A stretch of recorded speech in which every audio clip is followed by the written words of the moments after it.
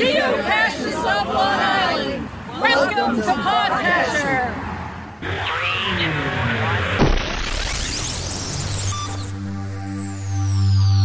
This is the Podcacher Podcast. The podcast all about geocaching. We consistently deliver high-quality, family-friendly shows that are informative, inspirational, and entertaining. Welcome to the show.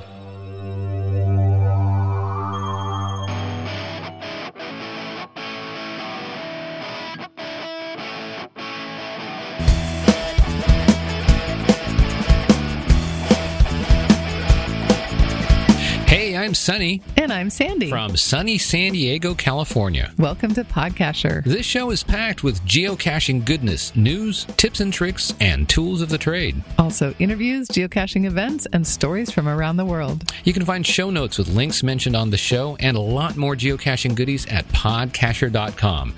So with that, let's get on with the show.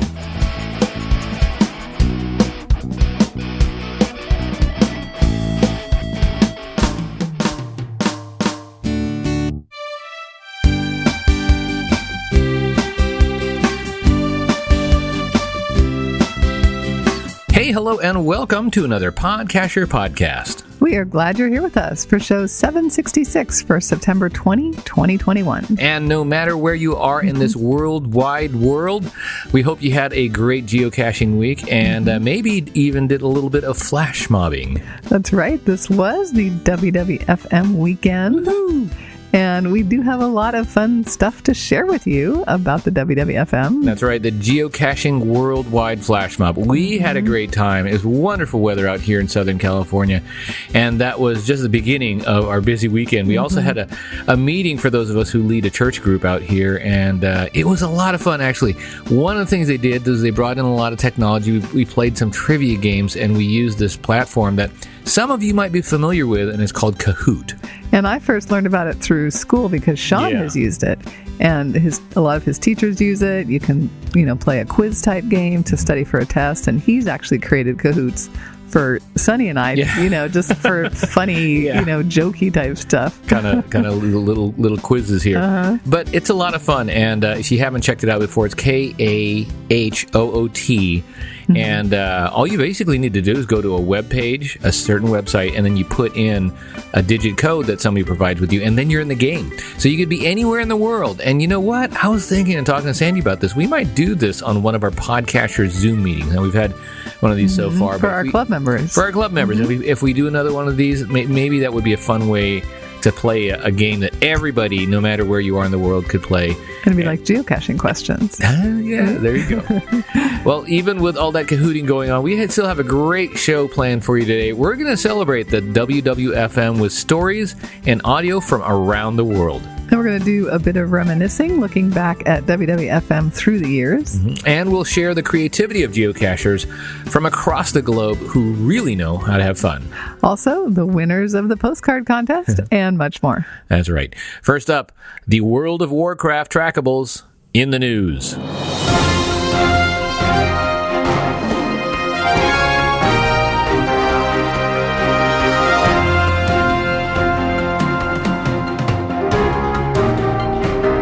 Geocaching and GPS news.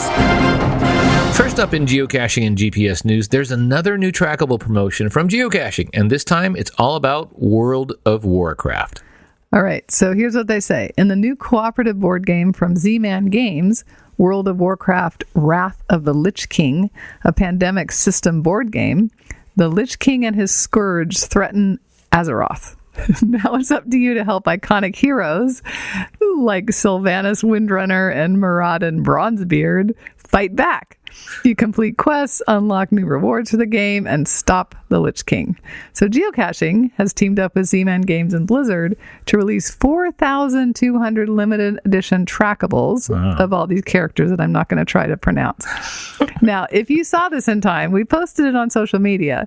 You could have requested a limited edition character trackable. I think it closes in a couple days, like from the day we're recording this. Yeah. But even if you didn't request one, or if you aren't one that's randomly selected to get one, you can still participate. You can find all 7 of these heroes, trackables, and then you can share your World of Warcraft findings on social media using hashtag WOWCache. And then if you tag Z-Man Games on Instagram, Twitter, or Facebook, and in order to complete quests, the heroes must gain mileage by their trackables staying on the move. Okay. All right. And then after each game is completed, players will receive print and play bonus content for the board game. Very cool. All right. So it sounds fun. Another fun trackable promotion with a bunch of them traveling around as soon as they get released. And then you can try to find the different ones. All right. And you told me that you applied. So we applied. We'll see what happens. We'll see. Yeah. I mean, we've been kind of lucky, though. I mean, we got the last one. Yeah. And put that out. So we'll see. And if any of you guys get this and get it going, let us know. All right. Any information on this, go head on over to the show notes so you can go check it out yourself.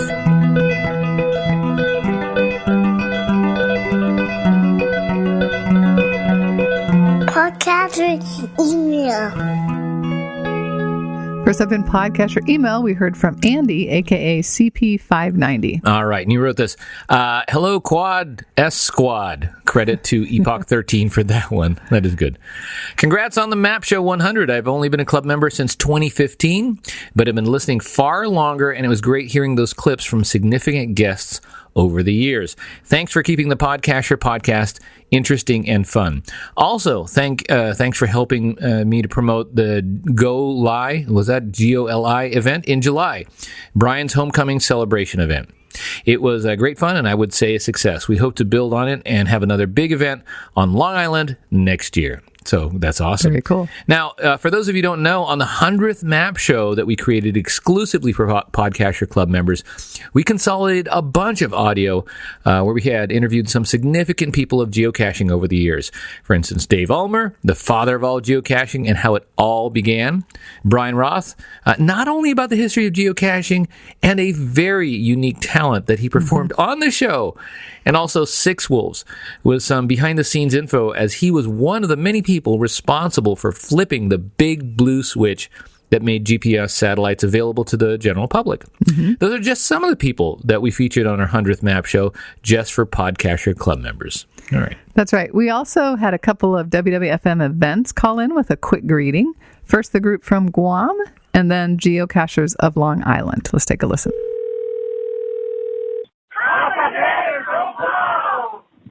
Day from Guam. We've been excited to be part of this worldwide event, and we hope everybody has a great day today. Thank you. Bye-bye. All right. Hey, Podcaster. This is CP590 with the Geocachers of Long Island at our worldwide flash mob. Talk like a pirate.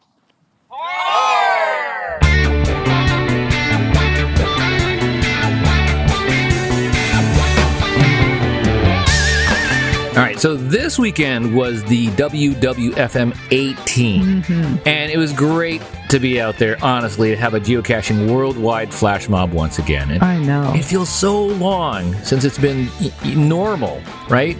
And it's not quite normal yet, but it's getting there. No, but June 2019 was our last regular WWFM, and then last year, well, COVID happened. And we had a very modified WWFM 17 for those who wanted to and were able to participate in November 2020. And there was only 12 events in 5 countries that year. Yeah. And this year, we chose September 18th and hoped more places could participate. And we actually had 54 events in 14 countries. So that was exciting. Yeah. And we've heard from some of the event hosts, and we're going to be sharing some of the worldwide fun, that is the WWFM, throughout the show. Yeah. You know, hearing from people all around the world that held geocaching flash mobs this time remind us that with all the chaos and uncertainty that goes on, there are still some things that can bring us together and unite us under the common banner of just geocachers being silly. That's right. Yeah. So at our event, we had some last-minute challenges. So our event was supposed to be held near Mission Bay at a place called Crown Point. Yeah. So get it? Get it? Corona means crown in Spanish.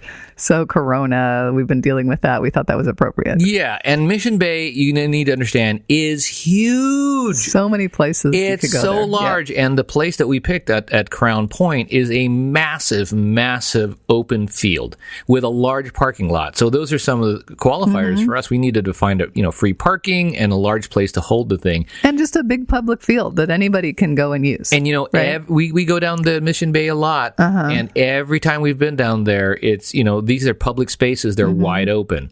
Well, guess what? The day before the event on Friday, we get a message from geocacher WanderTrek, who just happened, thankfully, to go by there just to kind of check out where is it going to be, what does it look like, and they messaged us and said, "There's this huge event going on for the whole weekend." Hydro games on Crown Point and the San Diego Bay Fair. So the location of our ground zero is now behind these tall fences with a $25 entrance fee. Yes, it would have absolutely crushed our WWFM. We wouldn't have been able to hold it there. It's behind fences. We wouldn't have been able to do anything. In fact, it would have been probably a zoo with the parking. Yes. So we had, this is Friday, the day before. So we scrambled. Yeah. And Sonny came up with a great idea to go over to Coronado. Yeah. Corona in the name still. Coronado. Yeah. And we knew some places over there and another place with a huge field. And so then the challenge was letting everybody know. Oh, I know. So we sent out the announcements, through the event page, which goes email to everybody. We got on Facebook, our San Diego group. Right. We're like telling people, text everyone you know. People posted it in other groups, It was just and it was amazing that the word got out to almost everyone. You got to understand, if you don't know San Diego, Coronado Island is not just across the street from Mission Bay. Right. It is a drive. So if you went to Mission Bay by accident, then to try to get to Coronado is a little bit of a hike. Yeah. It's a little bit of a drive to get there. So we got to Coronado, and people started showing up. And we're like, okay. Well, first we drive in, and then there's this huge soccer tournament going on. Yeah. And we think, oh no, there won't be any parking. Another place. Yeah. Thankfully, there was enough parking. Oh, it was fine. Everybody found parking places, and almost everybody heard. There was a couple people who went to the wrong place, but they made it over to the right place. Yeah, in time. And we had gold crowns. Oh, some people brought their own crowns. And then we had these paper crowns to give out. Yeah. And then we did a little game that Sonny came up with. So I was thinking we wanted to have an activity. We didn't just walk around with gold crowns. And we wanted to have, and we've had activities in the past. For those of you who listened to the show, we've had paper airplane flying contests. We've had disc golf. A kazoo band walking through a major park. We've had Hot Wheels races. We've had a lot of, we had a Yoda Says instead of a Simon Says contest. So we've had a lot of things, but one of the things is we didn't want something that was like physically taxing. This is not like a kid's birthday party when we can have like potato sack races and things like that, or three-legged races. We wanted something that everybody could participate in. So what we came up with was to have people put cards on crowns that you couldn't see. So if you were wearing a crown, you had a card on your head with a word on it that you couldn't see, and you had to figure out what that word was by asking other people yes or no questions. Yeah. So other people could see what was on your crown, and then you would say, what is this, what is that, and a yes or no question. So it was a fun game. Didn't require a whole lot of running around, but everybody seemed to be having fun. People seemed to really enjoy it. Yep.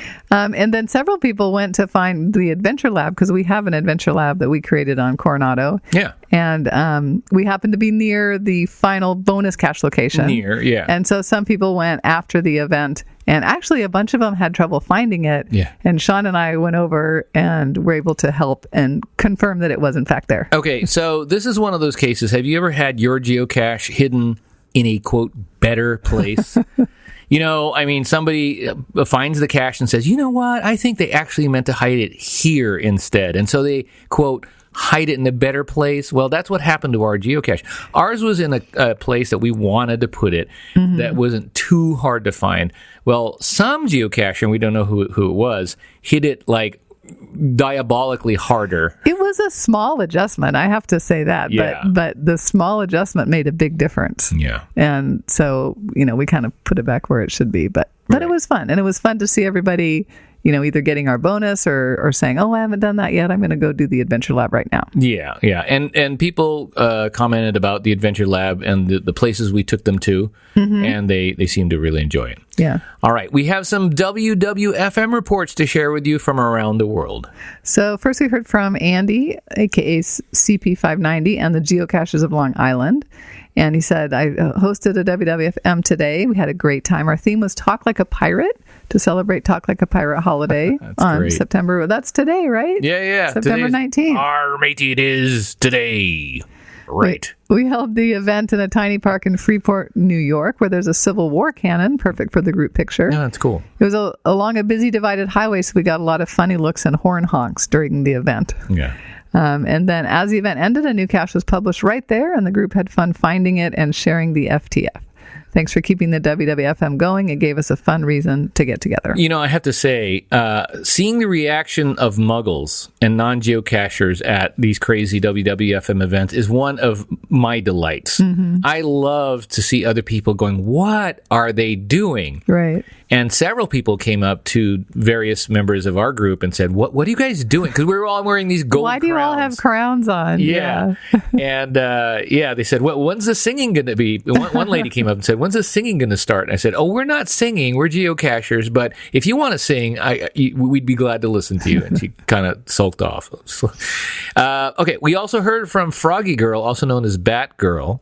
Today was National Batman Day, and we brought various bats. And I read that and I wondered, did she mean like baseball or fruit? Like maybe both. Or vampire, right? Yeah. Or little stuffed animal bats or something. Maybe somebody had bat pets. She just said we brought various bats. Yep. All right. We celebrated at Ocean Cay Park in Jupiter, Florida. Let's get batty. That sounds interesting. Yeah. Okay. We heard from Piakos, who wrote our WWFM 2021 Joensuu event was the one and only event in Finland. Oh, yeah. Okay. We had a relaxation exercise for an imaginative trip to geocaching where the cache is not found and how you can still experience happiness in nature. And you guys got to check out the picture because they all kind of brought their towels or yoga mats or something, and they were all laying in a grass field. And I'm not sure if there was somebody talking or music or whatever, but it looked amazingly relaxing. I heard about something during the pandemic when people were quarantining and stuff about Finland, and they were trying to attract people to come out there and be at peace with nature and things like that. I think there was a big, honestly, like a tourist push to get people out to Finland and just be open where you're not amongst people and that fits right in there. Yeah, it does look relaxing. All right, Rude Kool-Aid said this.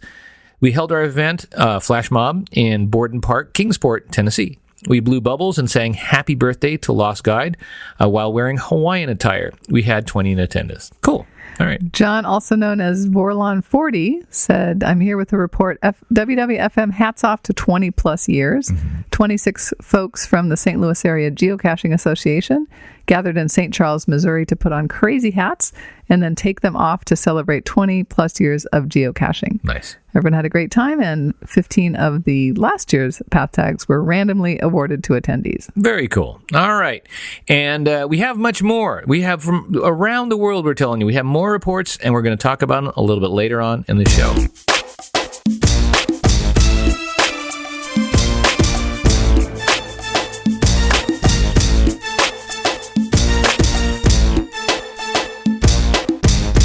Hey guys, as you know, we've been running a contest for the last several months on postcards, and this was a delight for us to be receiving these postcards in the snail mail because these were tangible pictures and handwritten things that we collected from all over the world, and we put together a photo album online that we can share with you. But we wanted to share with you the final postcards that came in for the contest, and we're going to be announcing the winners a little bit later on in the show. We heard from 2D Squared with a postcard from New Zealand, but posted from San Jose, California. He wrote, we started geocaching in 2013 while visiting our son in New Zealand, and this is one of the last postcards from that trip. Nice. Scrabblehound sent us a cool postcard with a famous view of Pittsburgh Point. She wrote, I just became a podcaster member. Yay, Scrabblehounds. Yay. And I look forward to your map shows. Well, welcome aboard, Scrabblehounds. We've got lots of geocaching goodness to share with you. Now, the next one came from J.R. Todd Hunt with greetings from New York and a message, thank you for your wonderful podcast. I enjoy the news, interviews, and joy you share with us. That's great. And finally, a postcard from the Adirondacks in New York from Deathly Hallows and Caffeinate Meow. Catfinate Meow. That's I missed that. That's a very clever name. Catfinate. Catfinate Meow. I don't know. I know some cats. They don't need any caffeine for sure. All right. Well, stay tuned for the contest section a little bit later on in the show.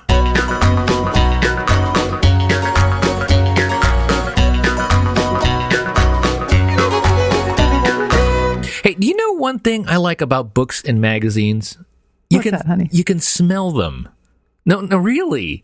I mean, have you ever tried? You smell your book.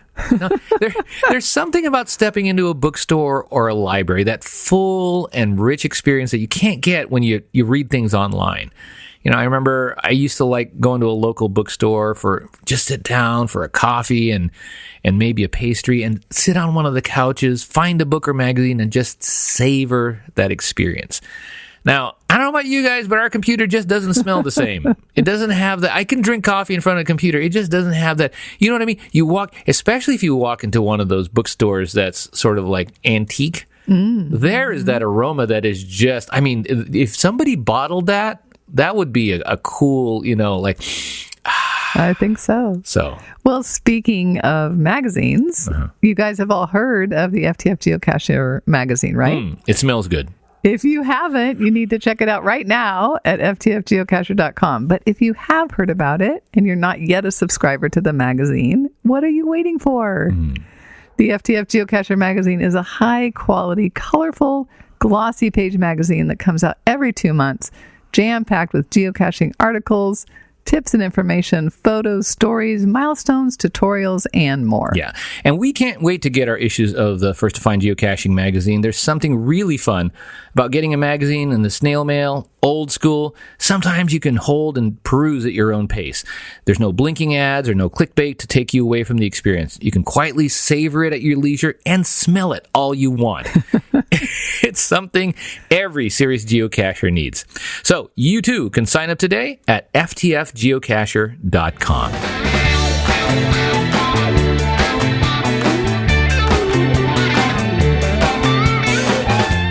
More reports from around the world on the geocaching WWFM Worldwide Flash Mob.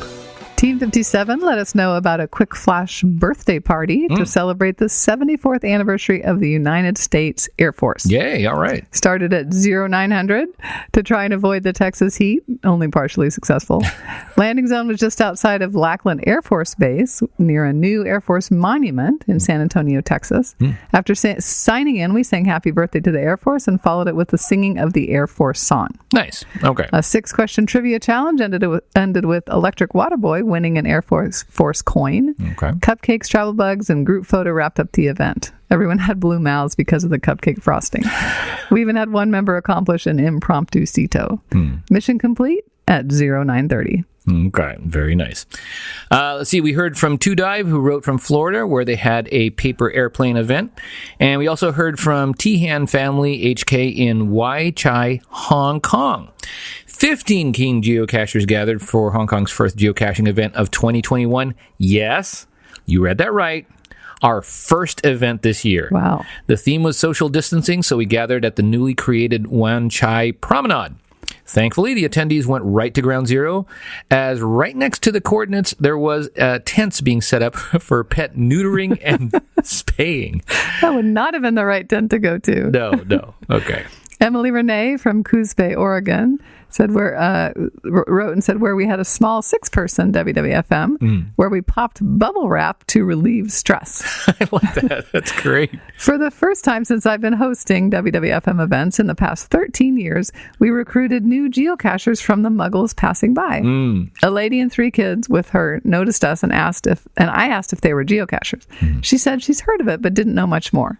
They had fun popping bubbles, and with a little discussion, she downloaded the app and logged our event, plus found a few more caches today. Welcome to the game. I like that. You know, there is something very satisfying about popping bubble wrap. There is. Right? Yeah, that'd be a great therapeutic event to go to. All right, from Carney Gruel at Hamilton, Ontario, Canada. Attendees of 75. That's one of the biggest ones we've heard of so far. And it was nice to have this event, especially since it was not able to happen last year. It was a gorgeous weather day and a great turnout. Team Hippo wrote regarding Aylesbury WWFM 4 Candles event in the UK. And they wrote, this is a British thing. You need to watch the 2 Ronnies YouTube clip linked from the cache page to understand what this is all about. We had 25 attendees, and attached is the official group picture and another one which will make sense once you've watched the clip. Yes. Okay, so we had to watch the clip. Yeah. It is a really funny skit with 2 British comedians, and you have to watch it. Okay, so there is something about, and I don't know if you guys have experienced it, but there's something about British humor. It's kind of dry. It's kind of odd. We recently rewatched Monty Python and the Holy Grail. And, you know, Sandy at first didn't get it the first time she watched it, but now she gets it. And we introduced it to Sean. And he was just cracking up at some of the things just because it's that kind of odd, wacky humor. Well, this is the same kind of British humor, and we watched it for the first time on YouTube, and we were laughing and cracking up. We were laughing out loud. Yeah. And so one of the comedians, Ronnie Barker, one of the Ronnies, is honored with a statue on a bench, and that's where they held the Flash Mob event. Yeah. And they all brought items that are mentioned in the skit. Yeah. And I'm not going to say any more about it because you really should watch the skit. And you see all the items, and then you'll figure out what it is they brought for this Flash Mob event. It was very creative. It was very creative, very funny. I appreciated it. And got introduced to this new bit of, like, cultural history that I had no... And, you know, we were thinking, what kind of skit in the United States would everyone know about? Would be so well known. It might be obscured for, like, people in other countries. And Sandy came up with, like, probably Abbott and Costello's Who's on First. Right? And although there's no props per se in that one, everybody kind of gets what the thing is, and it's well known. There's probably other ones. Maybe if you guys remember other things like that, let us know, because we're trying to come up with ideas. But that one's a good one. All right, that's it for now. But we're going to have a few more reports after a short break.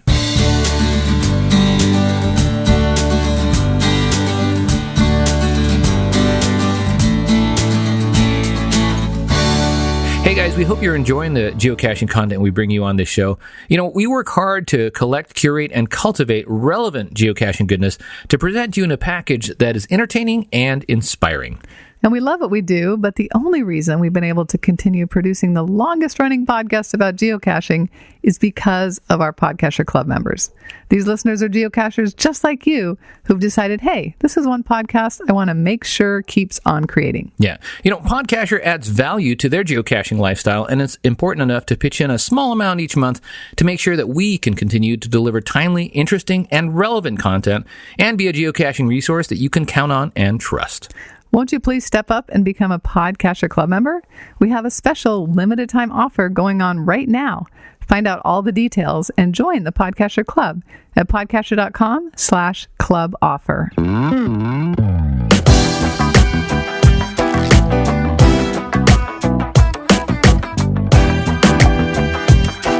Podcaster listener feedback. You know, one of the things we love here at Podcaster, honestly, is getting feedback from you guys on shows that we have put out there, because it makes this show feel much more of a conversation and less of just a monologue. We got feedback from Dan BG, who wrote, a few years back, I wrote an email in reference to placing a small ham radio in your caching bag. In the email, I mentioned how beneficial one would be in case of emergency, especially in the absence of reliable cell phone service. I have a mobile ham radio installed in my car, and it's programmed to scan all the local repeaters. Well, last week, there was a man that was out in the country in the Riverside, Richardsville area, an area that anyone that lives around here affectionately refers to as the boonies. Okay. Anyway, he was well within cell phone coverage, but his phone was dead. He also had a ham radio. He asked if I could call work to let them know he'd be a little late. Of course, I was more than happy to help out. It reminded me of when the man blew up the big camper on Broadway in Nashville, Tennessee on Christmas Day a few years ago. He blew it up beside the AT&T building. I have AT&T and live maybe 60 miles from Nashville, and the explosion knocked my phone off the air for about a week. I used my ham radios quite a bit then. It's not the same as a phone, but at least I knew I could communicate with the world if I absolutely needed to. My local ham Facebook group have posted pictures of ham equipment being trucked down south after the local hurricane. I know that helping the fellow radio operators wasn't technically an emergency, but it reminded me of the email I sent. Anyway, that's all I got for now. Dan BG.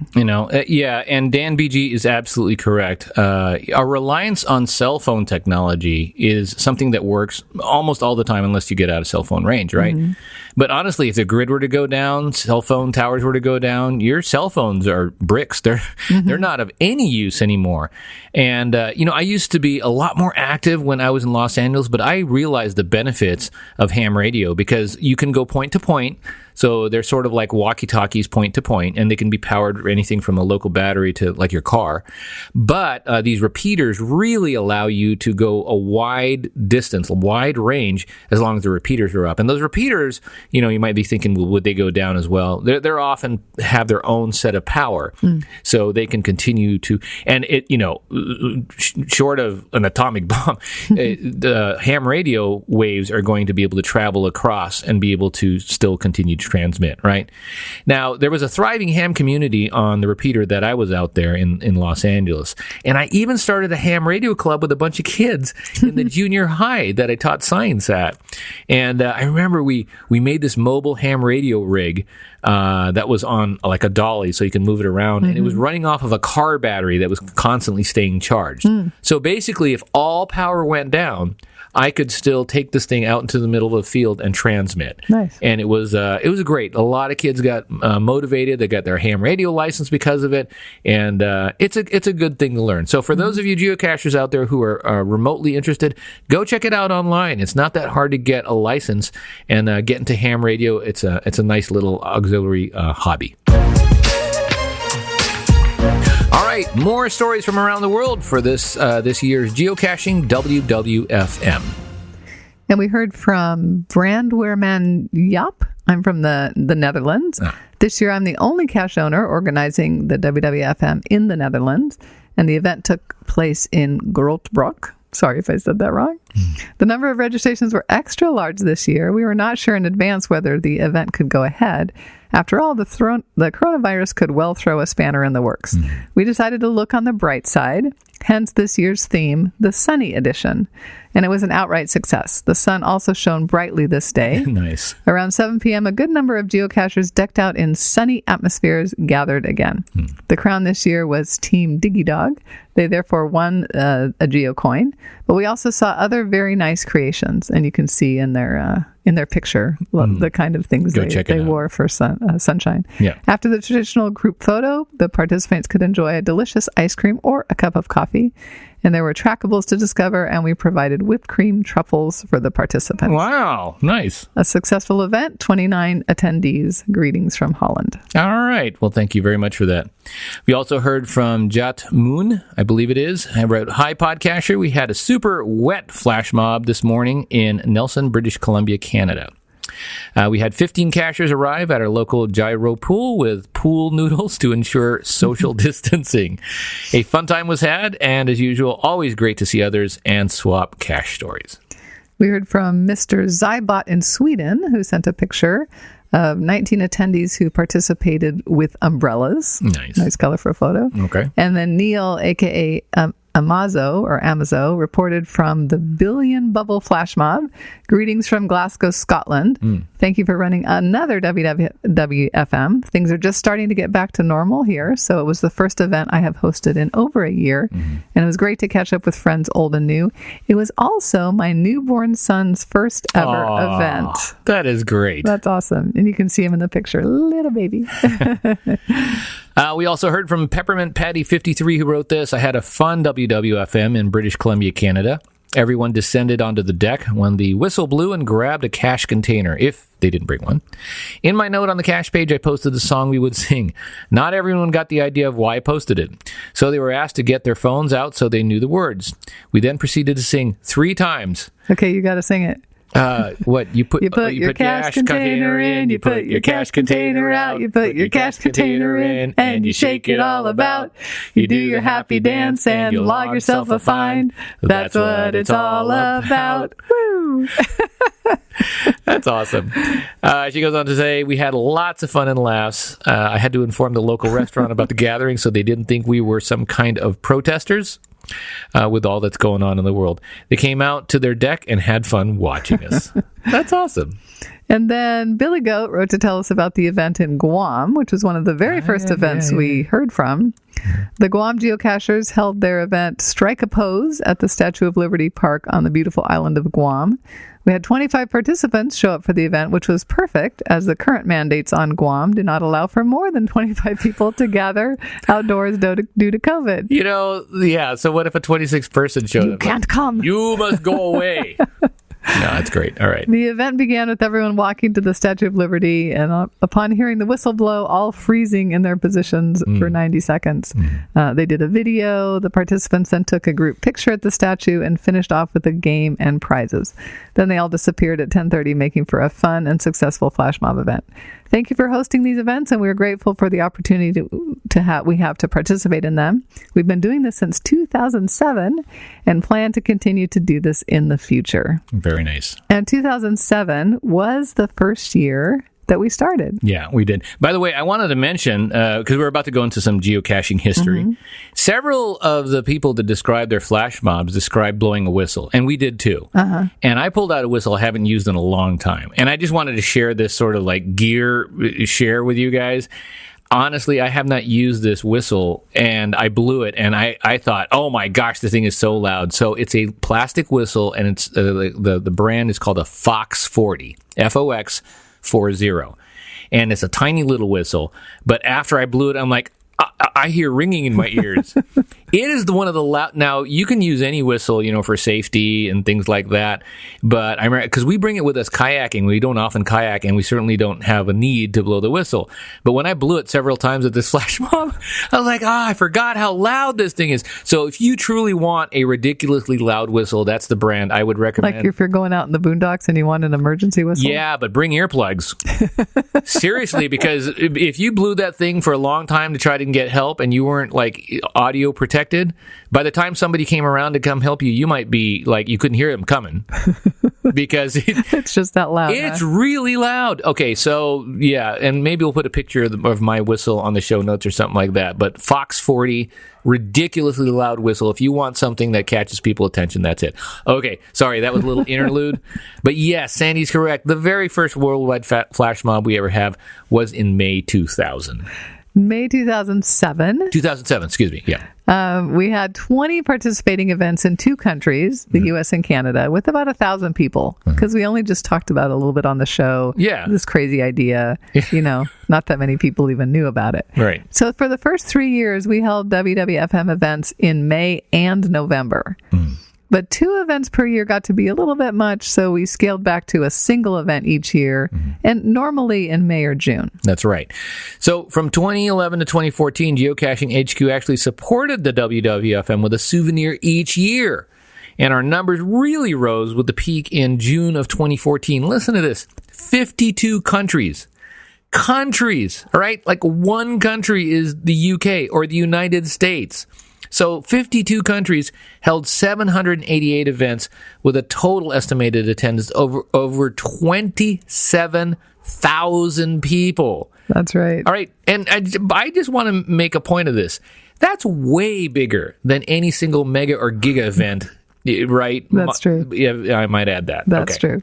So starting in 2015, we were no longer able to secure a souvenir from Geocaching HQ, but the WWFM fun has continued. And almost every year we have had new countries join the fun. Yeah. Our total count of countries that have ever participated in the WWFM is 87 countries. That's astounding. Yeah. And in the 5 years since Souvenirs and before the pandemic, there have always been at least 25 countries joining in the fun each year. That's awesome. Yeah. But then, of course, COVID hit and changed everything. All right. Well, the WWFM in May 2020 was canceled. When several people requested a new date, we chose November 2020 for those who were able to gather together. And as we said earlier, 20 events participated in that social distance way. Now, with 2021, we are hopefully on our way back to being normal. For those of us who can be normal. And we'd love to have a big bang in 2022, celebrating that we are finally made it through this thing. So stay tuned to Podcaster to hear about plans for future WWFM events as we make them. Podcaster, games and contests. Here at Podcaster, we love to play games and contests that gives you guys opportunities to win groovalicious swag. And it's now time for winners on the postcard contest giveaway. And we just want to send a big thanks to all of you who participated. Oh, it's so much fun. We just love hearing from you guys all around the world and learning a bit about your location. And seeing pictures of your location. So cool. So cool. Yeah. So we have 3 little prize packs. If you're a winner, take a look at the photos and let us know what your prize pack choice are. Choice is. First come, first served. Yeah. And we did some random selections before we recorded, and here are the winners. Here are the winners. Okay, Sandy knows. Here we go. Okay, first up, with a postcard from Mount Rushmore, Len Sequim. Right. Backwards name. Backwards name, right. Okay, so what was that? From Mount Rushmore. All right. Len Sequim. Okay. All right. Congrats, you're one of the winners. Next winner with a postcard. What was this postcard from? A museum in Tatura, Victoria. Okay. Oh, Australia, I think, right? Okay. Loriga 74. All right. Loriga 74. You know who you are, even if we don't. But yeah. Okay, congratulations. All right. That's the second winner. And who's the third one? The third one with the postcard from Just Plain, which is in Plain, Washington. Techie Skittles. All right. There we go. Congratulations, 3 winners. Congrats. Guys. And thanks once again. If you want to check out the postcards from this recent contest, go check out our show notes, and we'll put a link on there to our Flickr set so you can go check this all out. But it was a lot of fun. Love hearing from you guys from all around the world. And congratulations to you winners. Get in contact with us as soon as you can, and we'll get your goodies on out to you.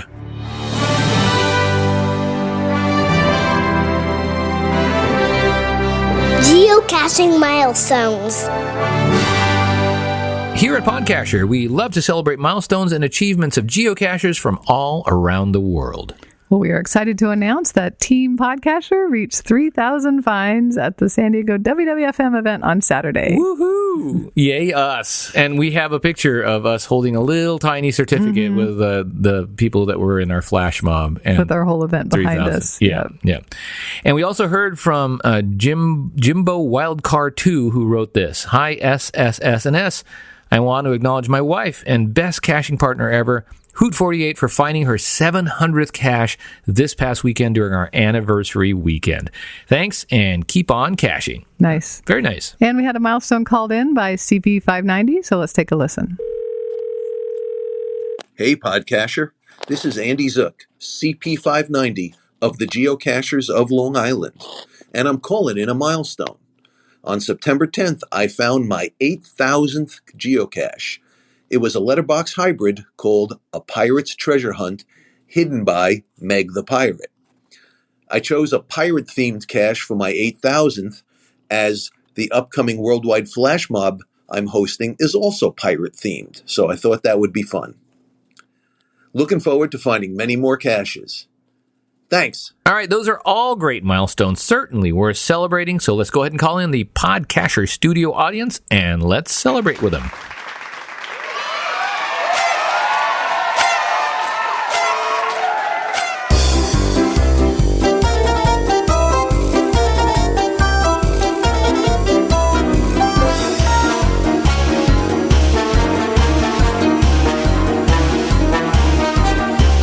And that theme song means we are done with the geocaching goodness, at least for today's show. And it's now time for a quick Sean update. Well, Sean's starting something new this week. It's some swim lessons. And he actually had swim lessons when he was much younger to learn how to swim. That was just to survive. To learn how to be safe in the water. So that he wouldn't drown, right? We wanted him so that if there were any accidents, fell off a pier, off of a boat or things like that by accident, we wanted to make sure that he was safe. And that was really important to us, to make sure that he was safe. Yeah. Yeah, so he can swim, but these lessons are going to be more focused on the efficiency, strokes, right? The different kinds of, the crawl forward stroke, the backstroke, to try to learn to do better on those strokes. So that's going to be something new, and we'll see how that goes. Yeah. For many years, he was involved with Taekwondo, and he ranked up in the belts and everything. And so it was a small place that he was learning from, and because of COVID, things went up and down, and things got busy and not busy, and so he decided, it's time to move on to something else. So now he's moving on to swimming. He's going to give that a try, and we'll see how that goes. All right, guys. Well, thank you so much for being part of the Podcaster community and coming here and listening to us. We certainly appreciate you joining us. We know there's a lot of other entertainment options out there, and we appreciate you being part of the community so that we can share our geocaching goodness all around the world. Hey, do us a big favor. If you enjoy our geocaching goodness, please do us a big favor and tell other geocachers about podcacher.com so they too can enjoy the geocaching goodness we bring you guys each and every week. All right, get out there and find them caches, but stay safe and keep on caching. Bye. Well, that's it for the show today. We hope you enjoyed it. Make sure to visit our website at podcacher.com. You'll find our show notes, useful links, and tons of resources. We always love to hear from you. Our email is podcacher@gmail.com. You can also call the Podcacher hotline at 760-300-3633. Find out all the ways you can contact us at podcacher.com/contact. Till next time, stay safe and keep on caching.